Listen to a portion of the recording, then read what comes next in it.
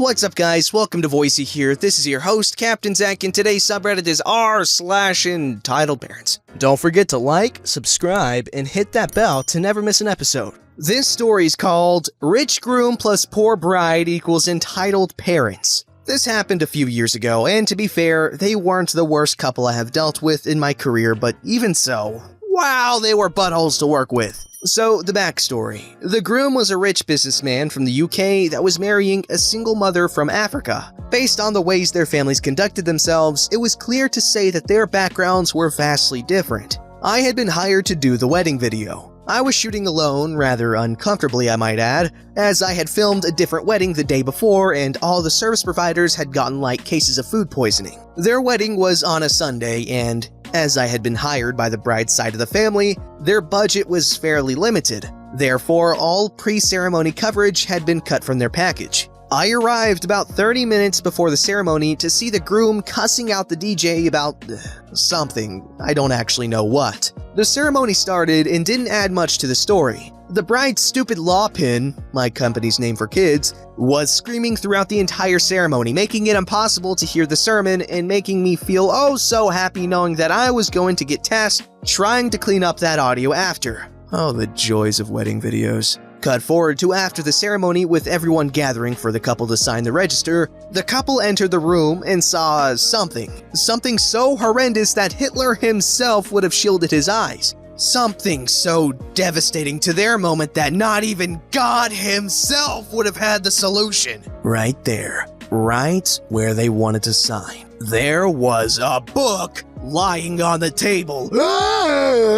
Get the manager straight away. This book has to be removed. The butthole groomed yelled to the closest person in earshot. It took me a moment to register what had just happened before I took a step towards the table, simply picking up the book and putting it back on the shelf. So you'd think that this would be the end of it, right? With Satan's obstacle now removed, that they could simply sign the papers and go on with their lives. Nah, this had upset them so much that the room had to be cleared while they took some time alone to rant about how inadequate everyone is and how this book has ruined their entire day. I'm not even joking, they really did say that the book had ruined their entire day. So eventually the damn register gets signed, the two most dramatic people in the world are now husband and wife, and everyone is standing outside, waiting to throw them with confetti or maybe hand grenades if there was any justice in this world. And we wait, and we wait, and we wait some more.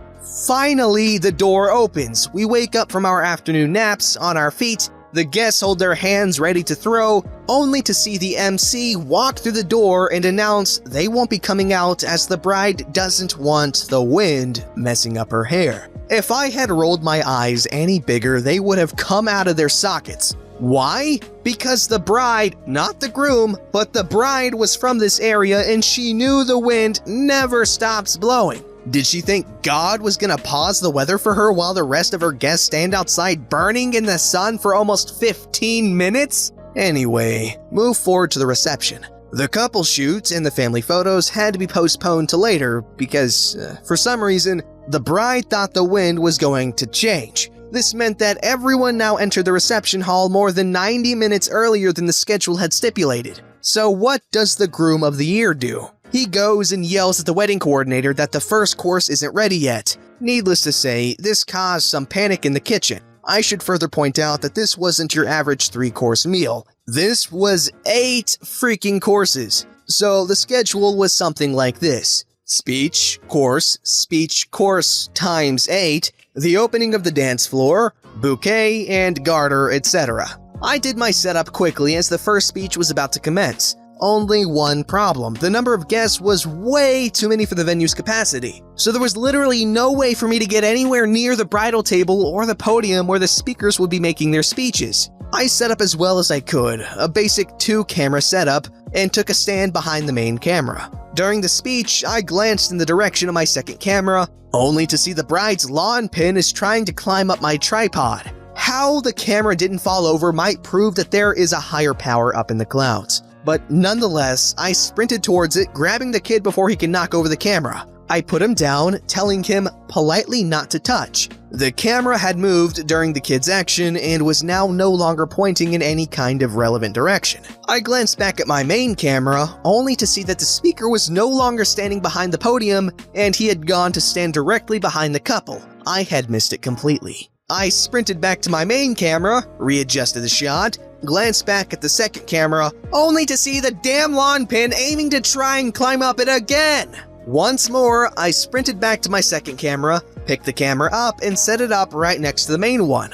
This was the most boring setup ever done in my career, but it would have to do now. The speech eventually ended and the first course was served. I was the only person/service provider not catered for because, honestly, who cares about the videographer? To be fair, this didn't bother me because I wouldn't have been able to eat anyway, but I was still feeling like death and really just wanted to rest for a short while. I waited for the guests to start eating, before spotting a sofa at the back of the venue and deciding it looked like a great place to rest. I had just sat down when I was approached by the butthole groom in the lawn pin. What are you doing now? Me immediately back on my feet. There's really nothing I can shoot at the moment, so just waiting for the next speech. Was there something you needed? Yeah, please watch the stupid kid. And yes, he really did describe his new stepson as the stupid kid. Huh? Yeah, just keep him quiet and make sure he doesn't disturb the guests.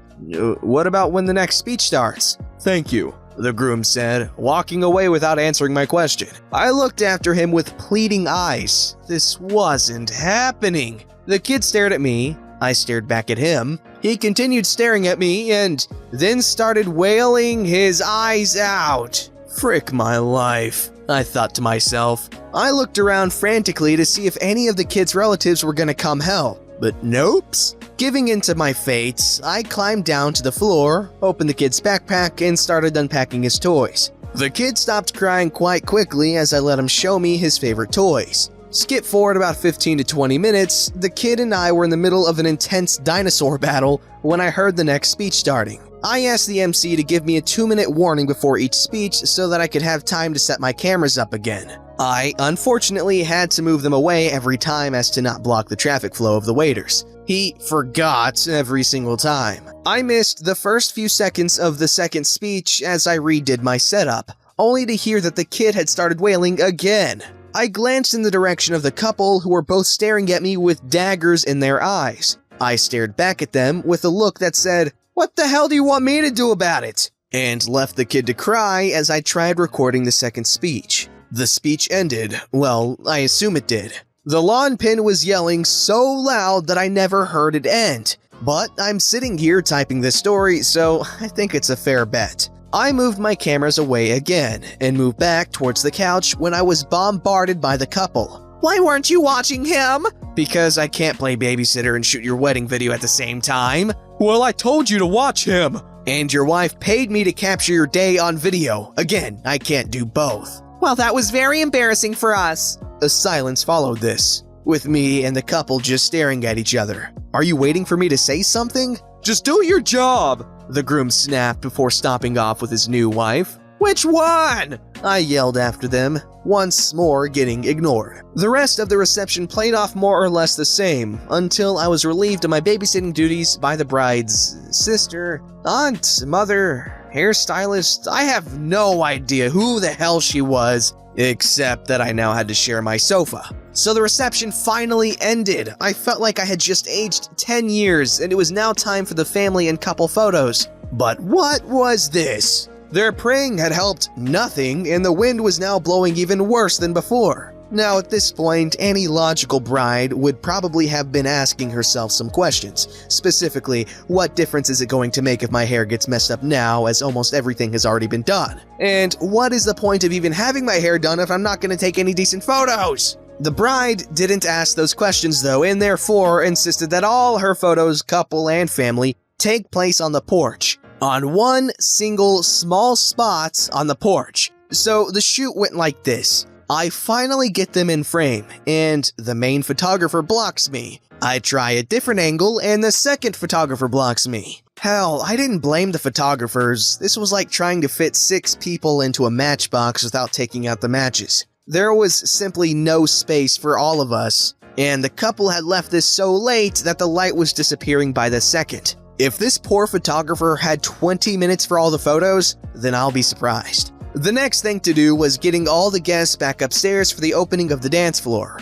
Both the photographer and I had about an hour left on the clock, so we were at least doing well for time. The photographer and I started back up the stairs to do our setup, but we were suddenly stopped by the MC. The MC informed us that the bride was tired, so she and the groom were going to retire to the honeymoon suite and would return in about an hour for the opening of the dance floor. The photographer and I looked at each other with a kind of expression, but shrugged it off and went upstairs to wait. News of the couple's temporary departure quickly reached the guests, and within less than 30 minutes, the entire reception hall had emptied with the exception of the waiters, bar staff, photographers, and myself. Another 30 minutes passed with no sign of the couple returning. Both the photographers and I were now off the clock. The photographers waited another 15 minutes before literally saying, "Screw this," and leaving. I wanted to do the same. My God, did I want to do the same. But the video I had taken so far was so bad. It was nightmare fuel bad.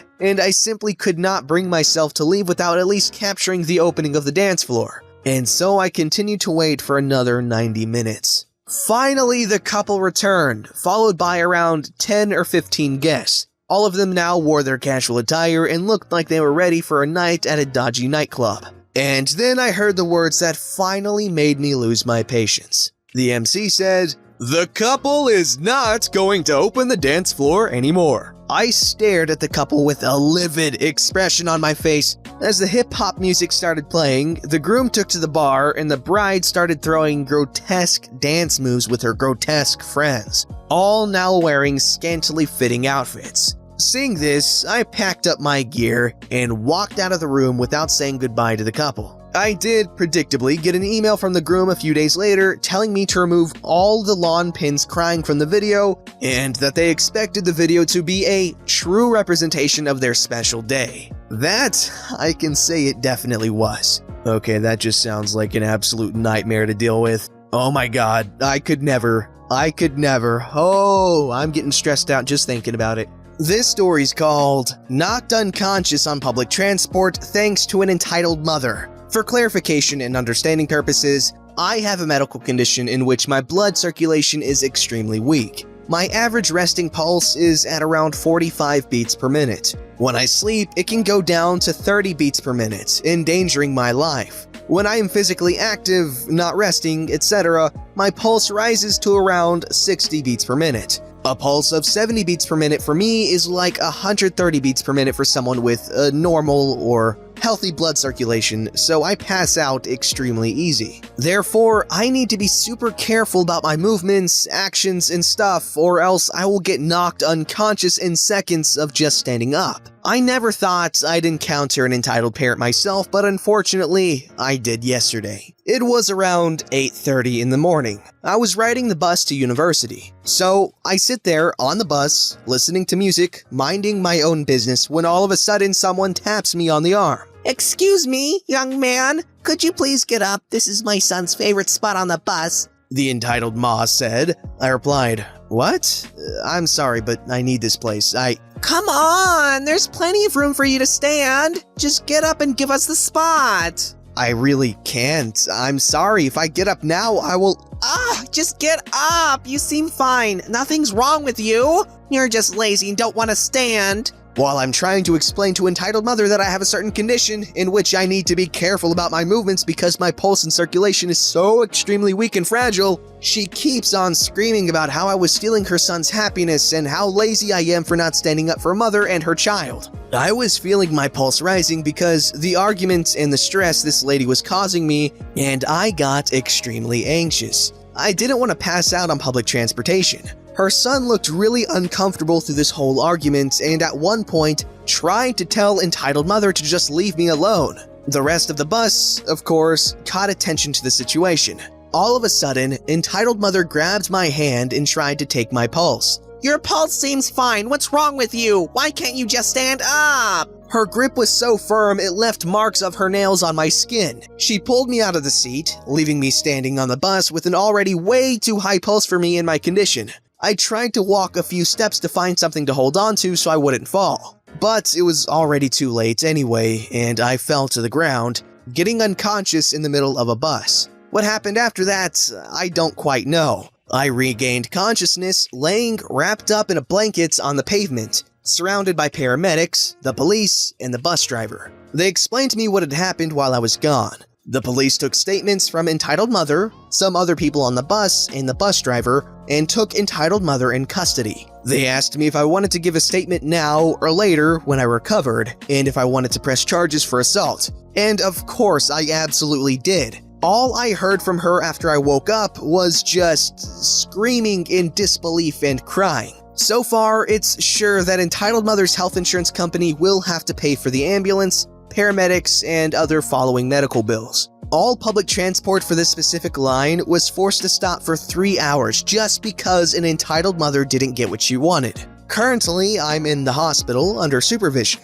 I'll be released once they're sure my pulse and circulation is a little stronger. They know they can't cure it, but they said they will try to make me at least a little more stable. Edit. Thank you guys so much for all your lovely wishes. So far, I'm feeling alright and much better. I'm probably getting released tomorrow evening. I'll update you if I get any updates on entitled mother's charges.